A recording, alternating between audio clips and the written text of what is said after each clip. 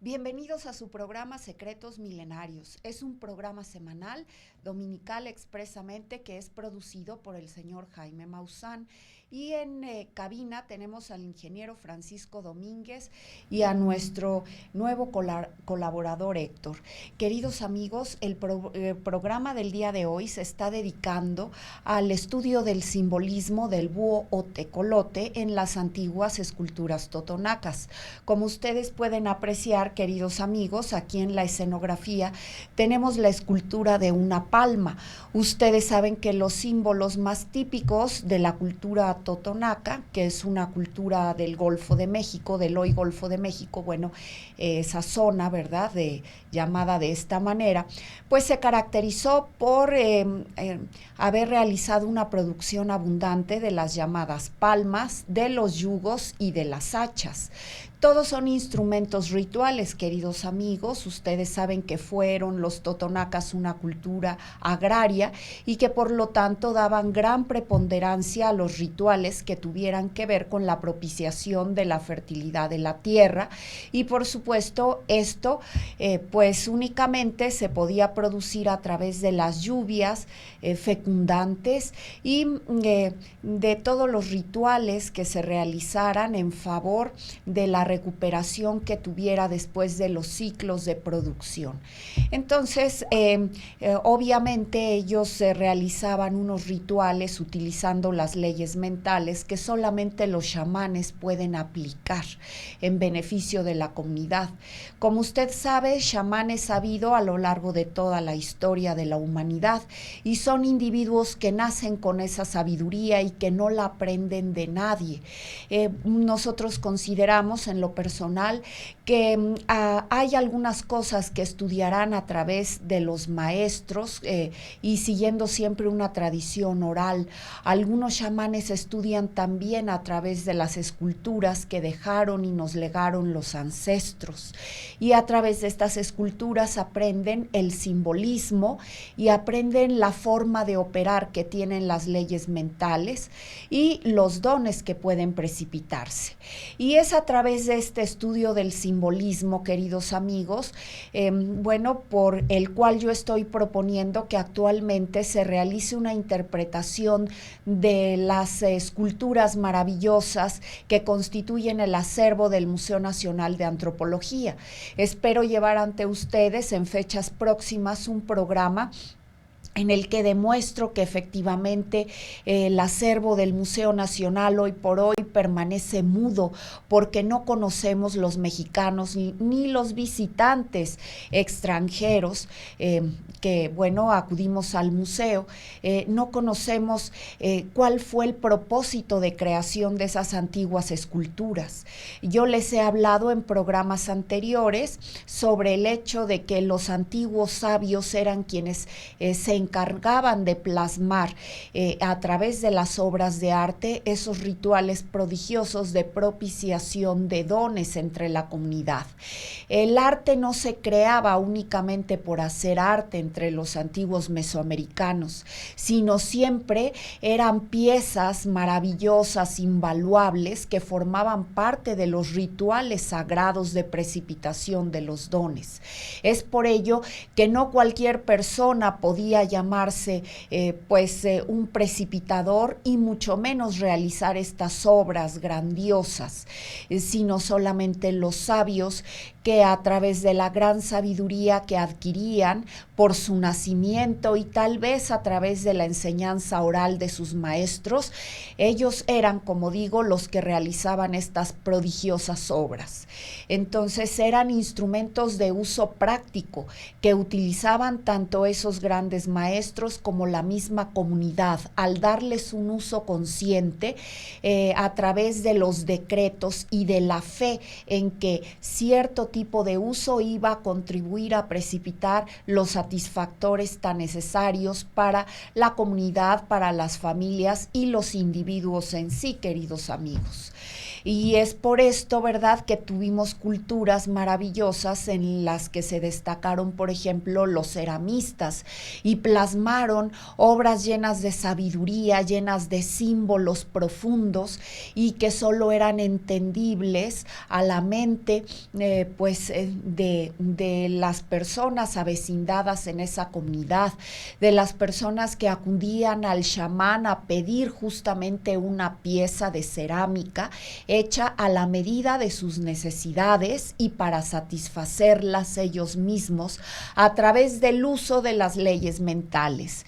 Y vean ustedes cómo nuestros ancestros, lejos de ser personas supersticiosas, eran personas profundamente sabias que nos aventajaban en el conocimiento de esas leyes y en el conocimiento profundo que tenían de la naturaleza.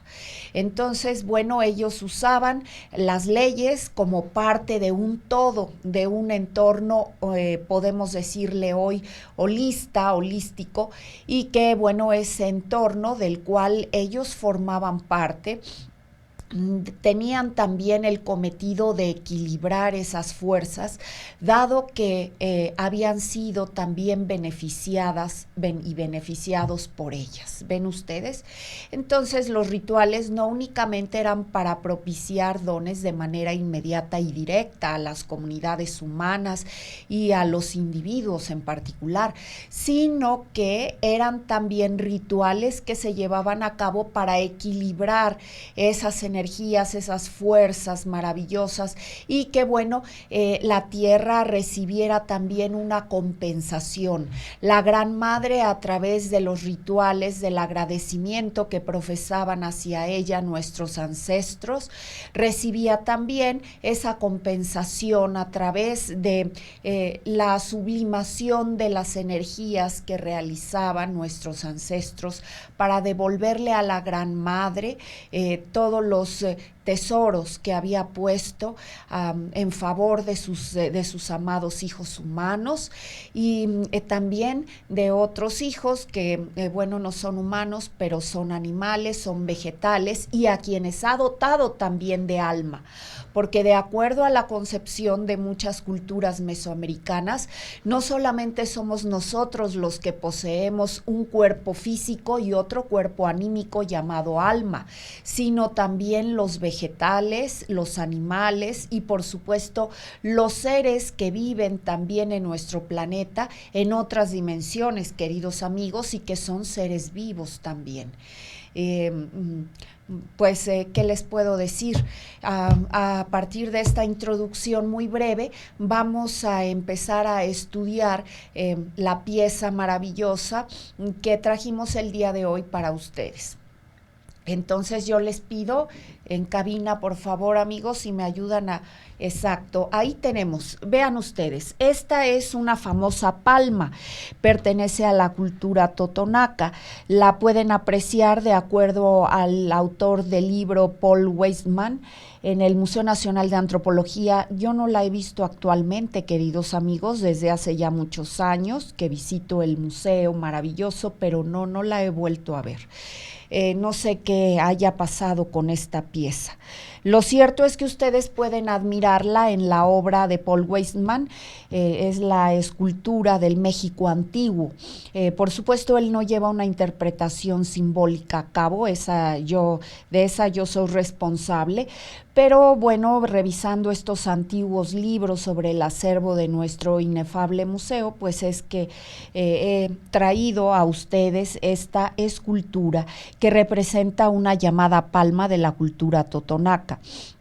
Esta escultura, queridos amigos, particularmente no tiene muy marcada la estructura cruciforme de la base, pero si yo me voy a esta otra que hemos ya analizado con anterioridad, vean ustedes cómo se ve sobre la base el trazo inequívoco aquí de la cruz. Es una cruz vista en perspectiva. Vean ustedes el eje vertical que simboliza universalmente al ser.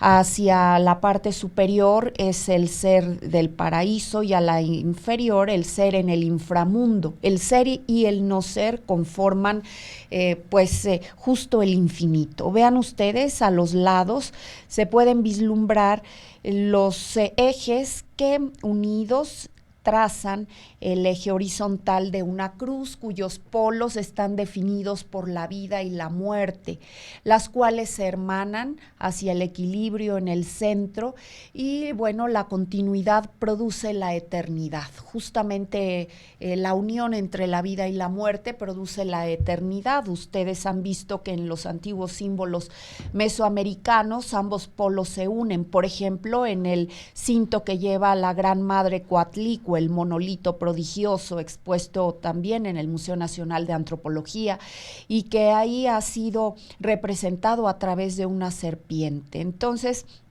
la unión de ambos polos produce la esencia de la eternidad de las deidades o de los grandes maestros. En realidad, para las culturas mesoamericanas no hay una división entre lo que es los grandes maestros que han resucitado y que ellos podían autonombrarse guerreros o sabios o de cualquier otro modo, y bueno, ya la escala de las deidades, porque ya todas también resucitaron.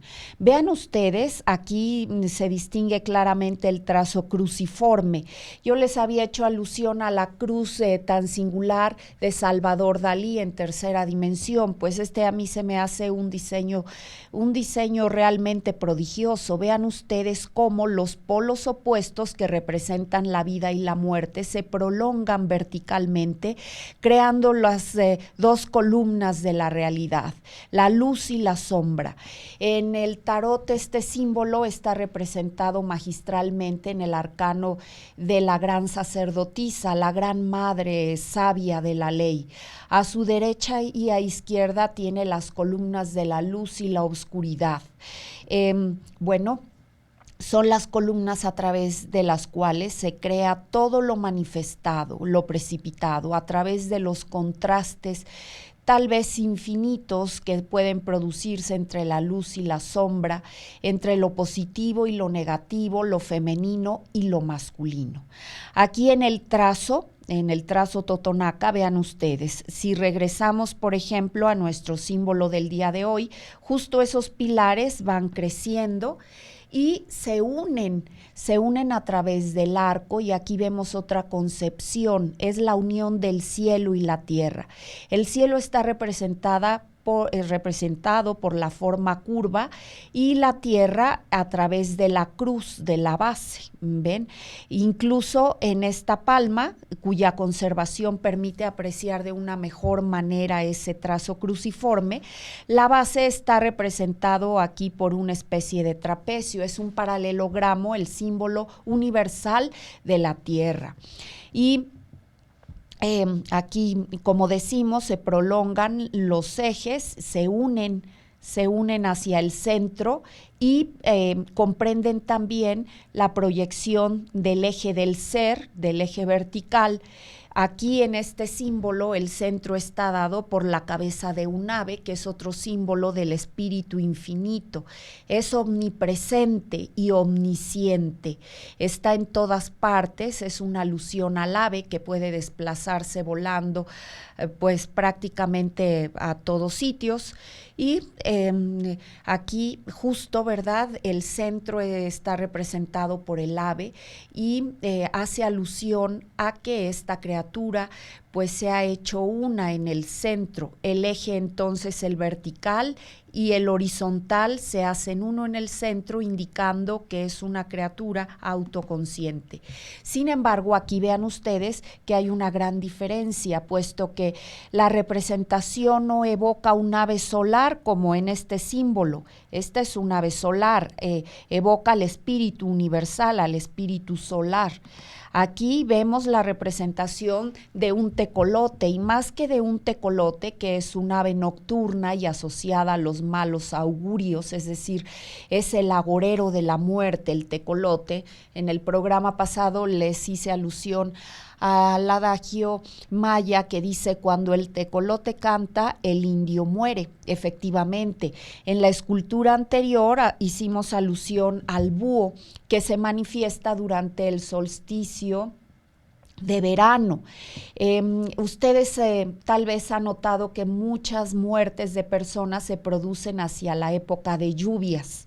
Es una época pesada y también es la manifestación del búho, del tecolote hacia este tipo de solsticio.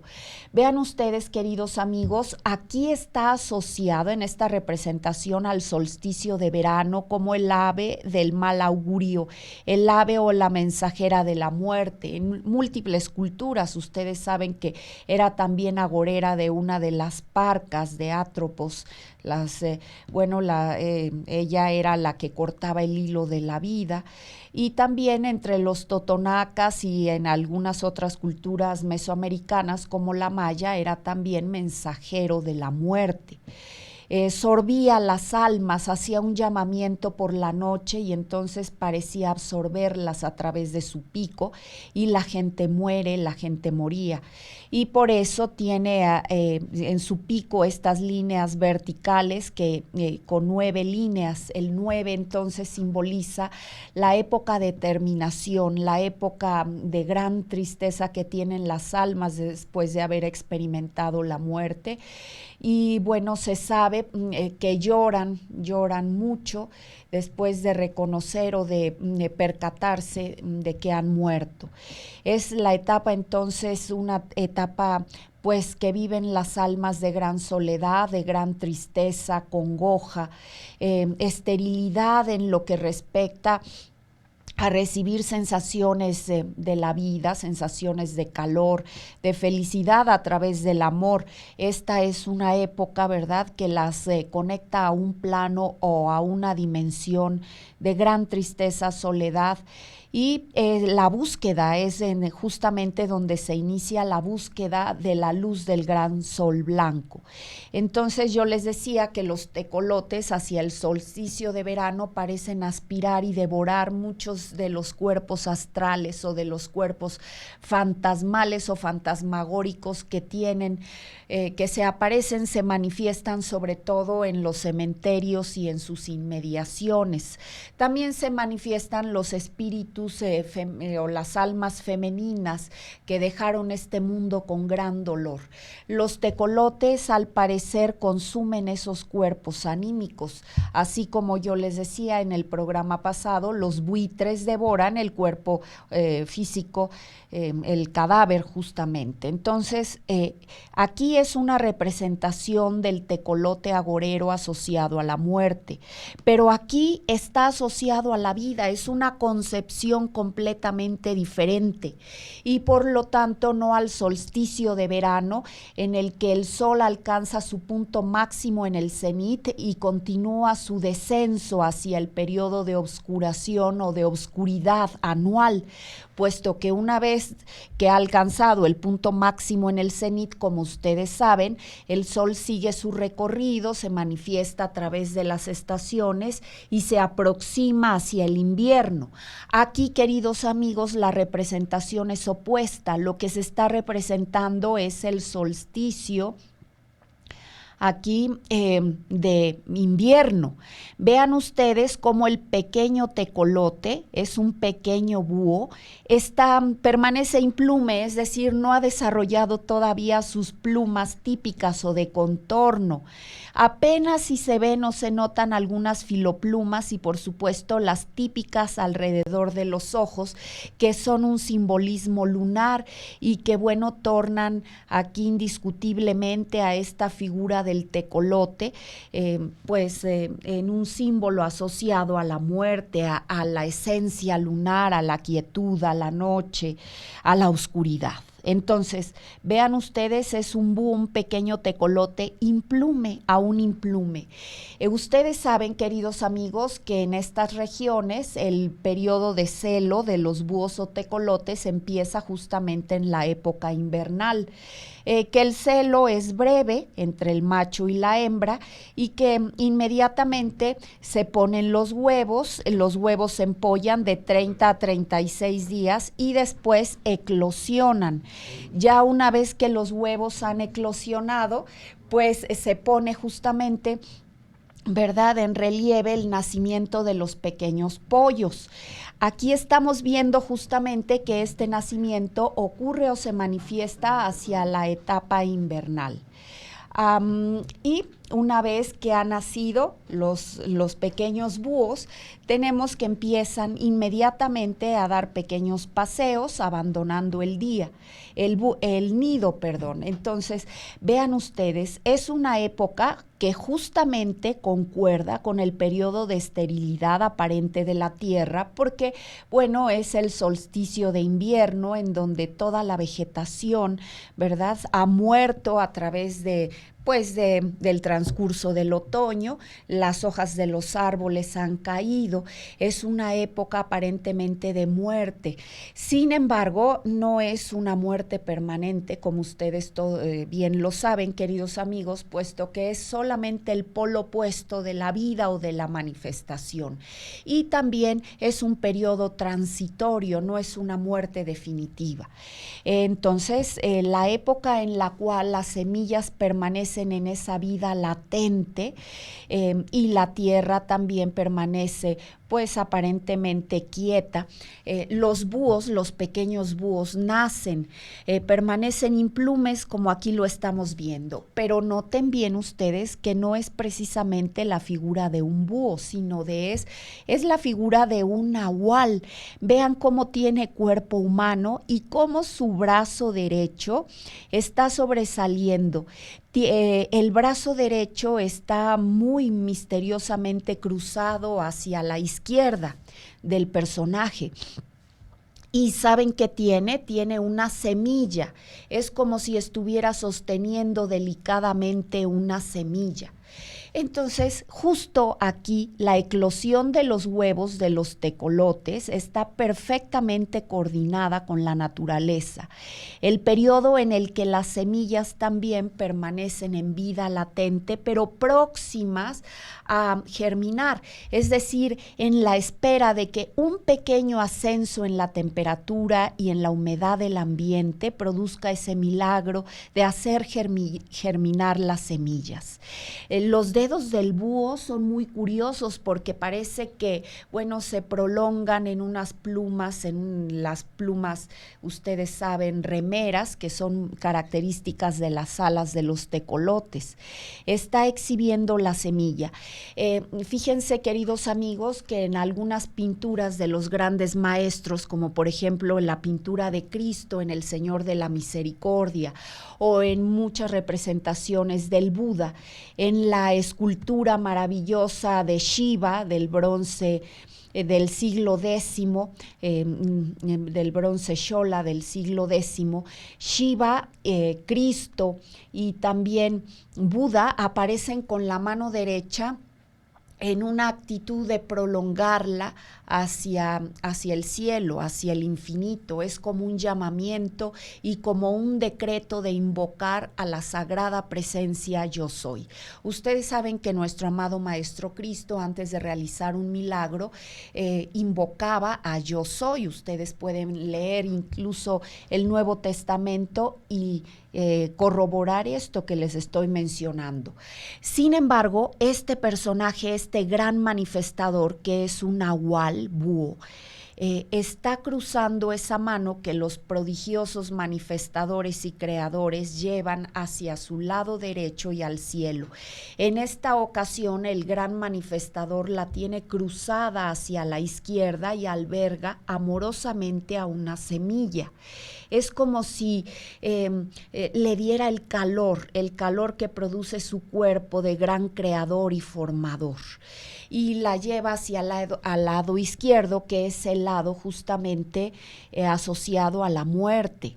Entonces quiere decir que esa semilla permanece en vida latente, puesto que aunque no se ha manifestado a través de la germinación y no ha manifestado el milagro de dar la vida, está siendo custodiada y protegida por la esencia de este gran maestro, de este sabio, de esta deidad tecolote, que la tiene dándole un cobijo, un abrigo y por supuesto impidiendo con ello que muera. la tiene sobre su mano. Es como si de su mano quisiera justamente surgir un árbol, como si le diera el cobijo, el sustento, el amor, la fuerza, la protección y el calor que necesitan las jóvenes semillas para germinar. Y vean ustedes cómo, queridos amigos, este personaje, este Nahual Tecolote, se alberga o está cobijado dentro de un hueco que parece una almendra. El simbolismo universal de la almendra evoca justamente a la manifestación de los grandes fenómenos y de los milagros. Entonces surge del interior de este hueco, que es también la forma de las semillas. Quiere decir que él mismo es la vida dentro de las semillas. Y aquí vemos un principio de manifestación de los grandes maestros o magos. El hecho de decretar en lo pequeño lo que debe producirse a una escala mayor. Así trabaja esta llamada por el maestro Sigmund Freud, la llamada magia imitativa. También Fraser lo describió.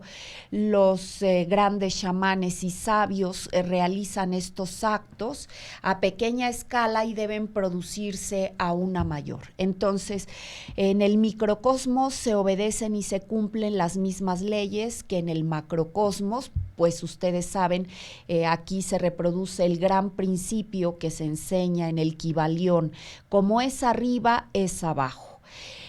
Cristo también lo enseñó en el Nuevo Testamento. Decía: lo que ates en la tierra atarás en el otro mundo, y lo que desates aquí desatarás en aquel. Quiere decir que este principio enseñado por el maestro milenario Hermes Trismegisto en el Kybalión, pues también lo aplicó Cristo y también lo aplican estos sabios chamanes. Fíjense cómo alberga en su mano una semilla, pero él justamente se concibe como una semilla.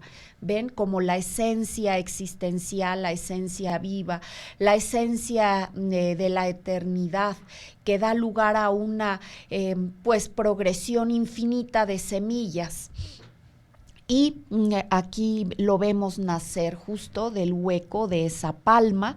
Ustedes saben, en programas anteriores, la palma tiene un simbolismo ligado a la victoria de la vida sobre la muerte, a la ascensión, a la sublimación, a la regeneración y a la inmortalidad. Ese es el simbolismo de las palmas.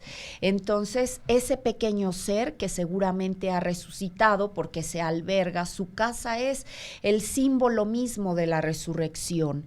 Él también lo está haciendo manifiesto, metamorfosea su cuerpo en el de un tecolote. Pero a diferencia, como hemos ya mencionado anteriormente, de este otro símbolo que está ligado al tecolote agorero, que conecta o que abre el plano dimensional, la puerta de un plano dimensional hacia la muerte y hacia el inframundo, este pequeño tecolote está naciendo, y entonces, en lugar de ser un tecolote agorero, ¿verdad?, de la muerte, aquí lo es de la vida. Está permitiendo la continuidad, está demostrando que entre la vida y la muerte hay una etapa llamada latente, y que los muertos que recién han experimentado esta muerte del cuerpo físico tienen, por así decirlo, que purificarse para pasar a otra etapa más allá, a otro plano, ¿verdad?, después de la muerte, sea que vayan al paraíso o sea que vayan a una dimensión muy oscura del inframundo, ¿verdad? Pero es una etapa, queridos amigos, intermedia. Y lo mismo, lo que vuelve de la muerte para venir a vivir al mundo, pues tiene también que transitar a través de esa etapa intermedia que es una etapa de vida latente como la que experimentan las semillas o como la que experimentan, por así decirlo, en cierto periodo los huevos, en este caso los huevos de los tecolotes. ¿Ven? Entonces, el periodo de incubación del huevo de los tecolotes está perfectamente coordinado también con el de vida latente que experimentan las semillas. Cuando los pequeños huevos eclosionan y, bueno, dando lugar a los pollos, a los polluelos del tecolote, pues las semillas también se encuentran preparándose. Cuando a las 4 semanas los tecolotes son capaces de abandonar el nido, las semillas también continúan en un periodo de gran receptividad, ya listas para recibir esos cambios de temperatura que las van a hacer germinar. Y cuando los tecolotes, ¿verdad?, abandonan ya sus nidos, permanecen unidos a sus padres, porque eso es indudable, pero abandonan ya los nidos, entonces las semillas empiezan a germinar. ¿Ven ustedes esta asociación prodigiosa? Entonces el tecolote entre los antiguos totonacas no solamente era agorero de la muerte, sino también de la vida. Contribuía, su esencia maravillosa y profundamente sabia, contribuía también a propiciar las fuerzas de la naturaleza para que la vida surgiera con mayor fuerza. Y los tecolotes, aquí vemos a este pequeño ser que permanece implume, es decir, todavía no le han nacido las plumas de contorno, las remeras o las timoneras. Es una pequeña cría, es un pollo de tecolote. Pero conforme va transcurriendo el tiempo y van haciendo las plumas y van germinando las semillas, estas plantas, ¿verdad?, los retoños de las nuevas plantas, queridos amigos, pues nacen con toda la fortaleza, porque además ustedes deberán saber que las plumas son también simbólicamente propiciadoras de la fuerza y de la fertilidad de la vida. Por ejemplo, entre los antiguos indios pueblo, entre también los sioux, los apaches, los ancestros se colocaban plumas porque evocaban las esencias prodigiosas solares del espíritu. Entre los antiguos indios pueblo, por ejemplo, se colocaban plumas de diversas aves en lugares estratégicos. Entre los mesoamericanos, los mayas, eran muy cuidadosos de no colocar las plumas de un águila junto a las plumas de una guacamaya, porque decían que una esencia podía fácilmente neutralizar a la otra, y entonces las propiedades de fertilidad que se evocaban a través de las plumas del guacamayo podían quedar neutralizadas. Y con esto, pues, opacados los efectos de la magia, ¿verdad?, de la operación de estas leyes que hacían los antiguos chamanes. Como les decía, entre los apaches, los pieles rojas, muchas veces se colocaban las plumas de ciertas aves solares en lugares, por ejemplo, como en escaleras para evitar los accidentes. También se colocaban estas plumas dentro de las habitaciones o casas de esos ancestros y con el propósito de evitar los rayos y alejar también los siniestros. Se colocaban plumas a los caballos para que fueran sanos, fuertes y fértiles. Y se colocaban también esas plumas a los perros, a los gatos, se colocaban a otros animales de corral e incluso en los gallineros para propiciar la fecundidad de los animales y la salud también. Entonces, aquí estamos viendo que el crecimiento de las plumas de este pequeño pollo de tecolote coincide también con la germinación de las semillas y coincide también con el periodo de fertilidad de algunos seres, ¿ven? Entonces, miren, queridos amigos, vean ustedes, ese es el simbolismo que está justamente asociado a este pequeño ser. Pero si nosotros nos vamos a la parte superior del símbolo, Vemos, como yo les había dicho, que se trata de un arco. Miren qué belleza de trazo, de diseño, una escultura maravillosa.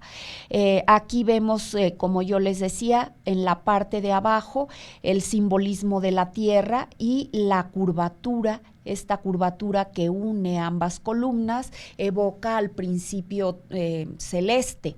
Es la unión del cielo y la tierra, del Padre y de la Madre, dando a luz a toda la creación y sobre todo cobijando a los hijos autoconscientes, como lo es este pequeño ser, que pudo ser fácilmente una deidad que propiciara la fertilidad de las semillas.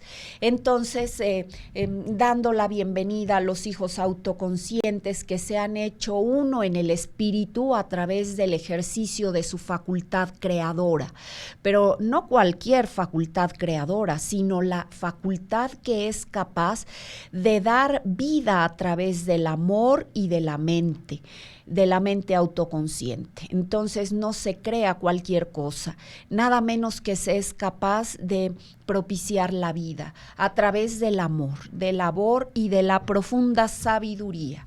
Entonces vemos que aquí el arco, vean, tiene también remarcadas esas líneas en zigzag, las pueden ustedes observar, son las líneas del fuego del espíritu. Entonces la unión del Padre y la Madre, del cielo y de la tierra, está bendecida por el fuego del espíritu. Ese es el fuego del yo, el fuego del ser, la potencia, la vitalidad. Vemos que el eje vertical aquí sí fue señalado. Vean aquí en este otro símbolo, en la otra palma, el eje vertical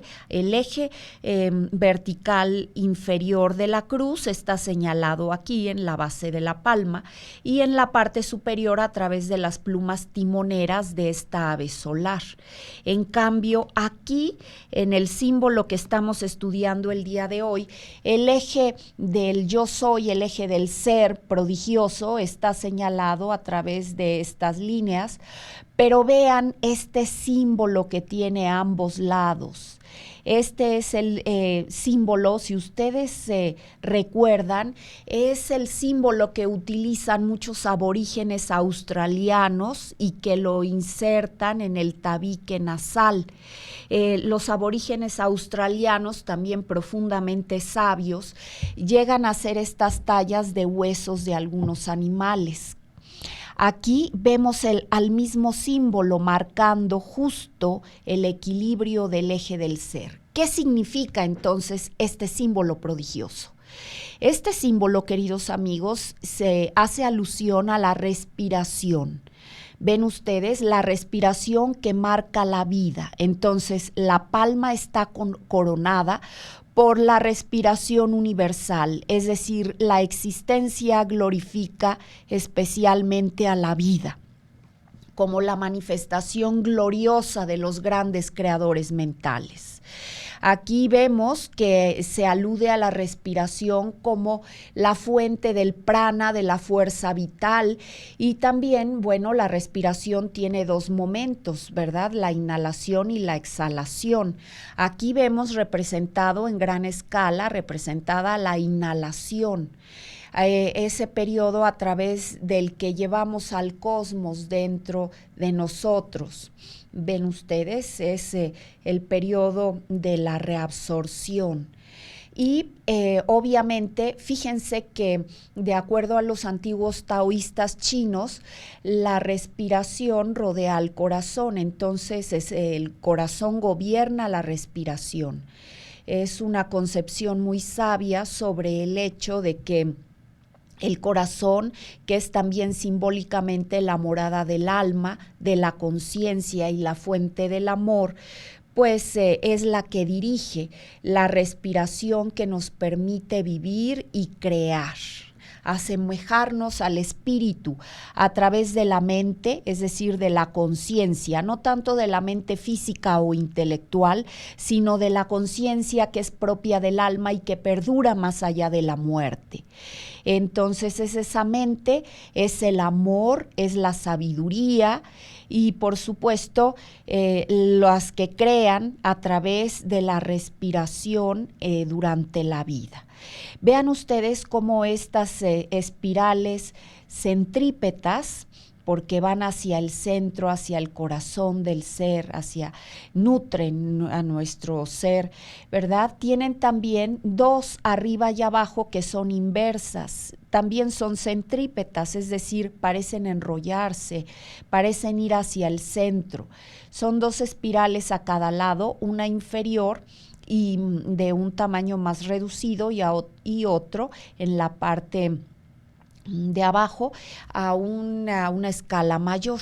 ¿Qué significan estos símbolos? De acuerdo a mi interpretación, queridos amigos, estos símbolos invertidos hacen alusión a la primera exhalación que tenemos los seres vivos y a la última. La primera exhalación de un pequeño pollo, o de un bebé, o de un retoño, como ustedes quieran llamarle, y bueno, es la que efectivamente marca el inicio de la vida. Entonces es la inhalación y la primera exhalación, el primer movimiento que da inicio u origen, que nos da la bienvenida a este mundo, y la última exhalación, la que proferimos los seres cuando pues dejamos este mundo y antes de experimentar la muerte. Es la primera y la última. Aquí está coronado. El ser de los vivos está delimitado a partir de la respiración, pero específicamente de la primera y de la última exhalación, arriba y abajo. ¿Ven ustedes?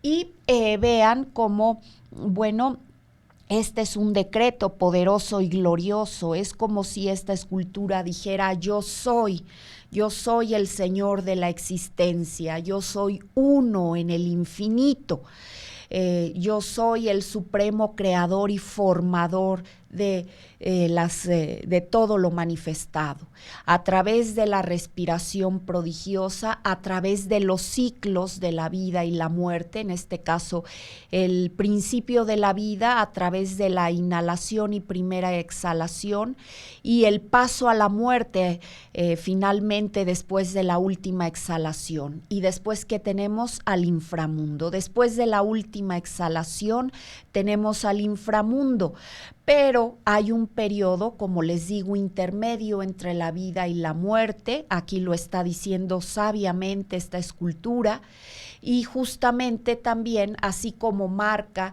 el después de la vida y antes de otros planos al inframundo, pues marca una etapa anterior a la manifestación de la vida. Entonces, después de estos símbolos prodigiosos que evocan a la respiración, a la inhalación y a la primera y última exhalación, tenemos a otros símbolos derivados y asociados a los anteriores.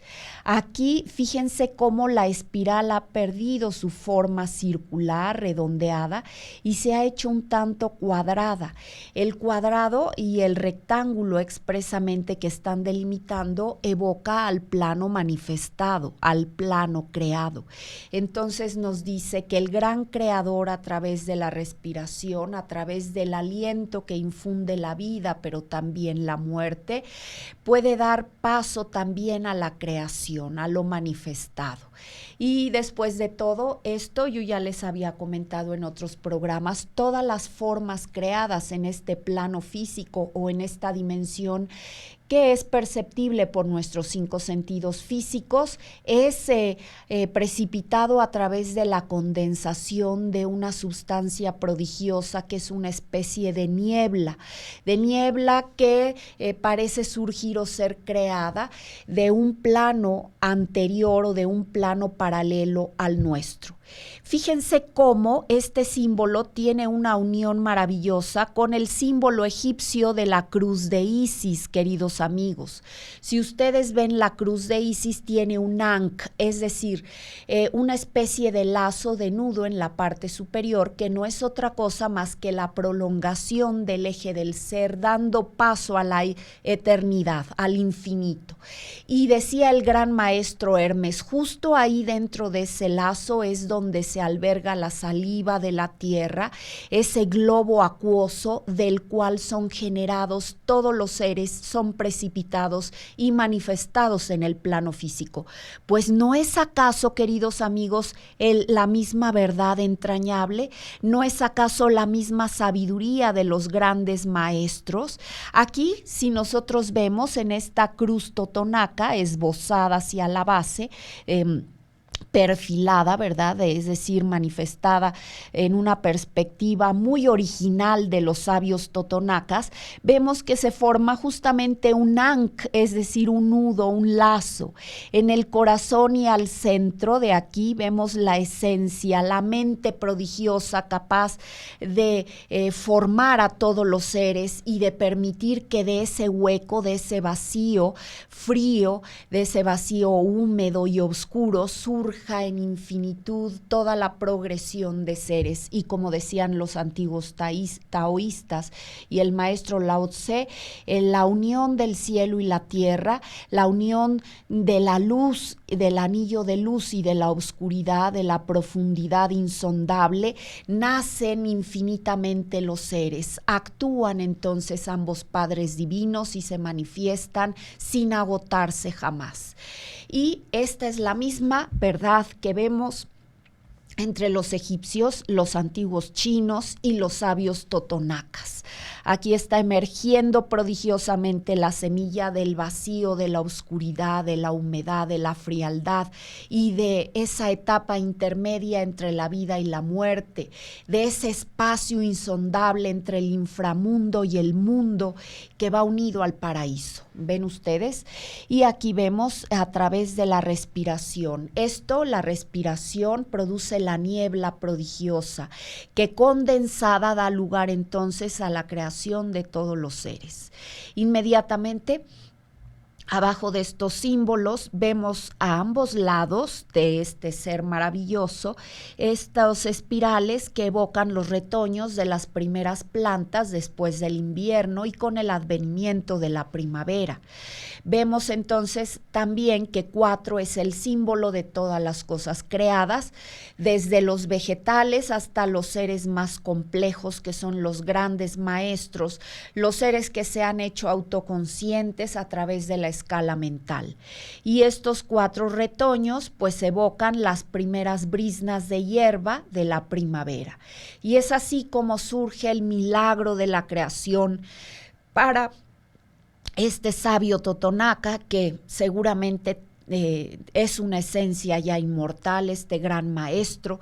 Y vean ustedes cómo los antiguos y los chamanes actuales pues pueden aprender no solo de la tradición oral, sino a través de los símbolos, a través del estudio de estas verdades prodigiosas. Entonces es ambas cosas, una experimentación propia, ¿verdad?, de la manifestación de dones, cuando uno tiene gran necesidad de esas cosas o de esos satisfactores, y del estudio de esta sabiduría profundísima que solamente la mente de los chamanes, de los sabios, de los maestros pudo concebir, y no solo cualquier artista del pueblo totonaca, y no solo cualquier artista del pueblo de Chupícuaro, o del pueblo de Tula, o de Tenochtitlan, o de Teotihuacán, sino solo los grandes sabios eran grandes artistas y eran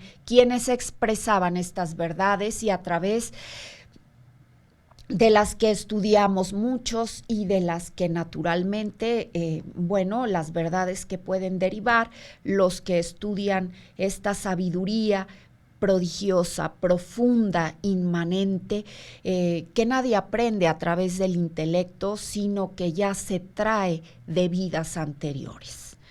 Ven ustedes, entonces, pues para que vean, queridos amigos, esa sabiduría es la verdadera, la que nos ayuda a manifestar los dones y los satisfactores que prodigaban los antiguos, ¿verdad? y que eran seres, como ustedes ven, muy, muy avanzados ya en el sendero de la espiritualidad, y porque pues ya aplicar esas leyes en beneficio de la comunidad, para producir un bienestar no egoísta, ¿verdad? Y además de tipo holístico, como les he dicho, no únicamente de los seres humanos, sino de los animales, las plantas, de la tierra, y para propiciar el equilibrio de las fuerzas. Son las mismas verdades que aplicaron los sabios a través de los antiguos chinos del Feng Shui, los taoístas, los antiguos egipcios. La verdad, si volvemos al estudio, queridos amigos, como ustedes saben, no tiene espacio ni tiempo de manifestación. La verdad es universal, no es exclusiva de ninguna religión ni de ningún pueblo, y la verdad es una misma, como lo enseñó Cristo en el Nuevo Testamento, y todos nosotros accedemos a ella gradualmente a través de la práctica de la virtud y a través de innumerables vidas y muertes. Y queridos amigos, en este momento pues damos por terminada la exposición relativa a esta prodigiosa escultura totonaca.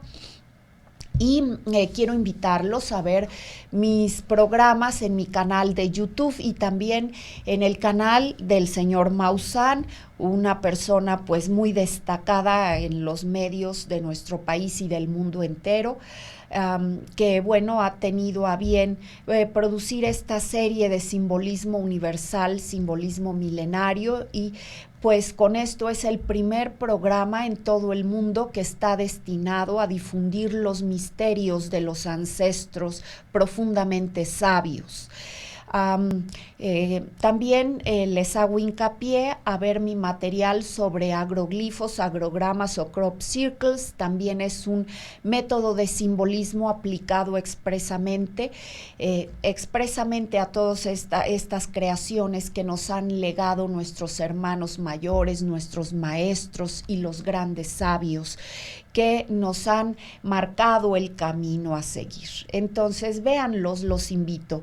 También vean mis blogs en Google, La Dama del Simbolismo, Abril de Montserrat, agroglifos, crop circles, simbolismo milenario, simbolismo ancestral. Son palabras con las cuales ustedes pueden encontrar mi material en Google, en YouTube. Mando saludos especiales. Quiero mandar saludos a Efraín Corro, a Sarita, su esposa, y a su bella familia en la ciudad de Puebla. Un abrazo muy especial y un deseo muy fuerte para que recobres la salud, querido Efra. Mando también saludos a mi madre, mando saludos a Luis Mario González, mando saludos a mis queridos alumnos de todas las facultades de negocios, de derecho, de contaduría, mando saludos también a mis queridos pues compañeros de trabajo, mando saludos a las personas que gustan de leer mis libros. Ustedes saben que ya tengo más de 15 obras dedicadas al simbolismo ancestral y al simbolismo contemporáneo de los crop circles. En próximos programas espero llevar a ustedes más mensajes de los grandes maestros de la luz que plasman los crop circles en nuestro mundo y en nuestro planeta.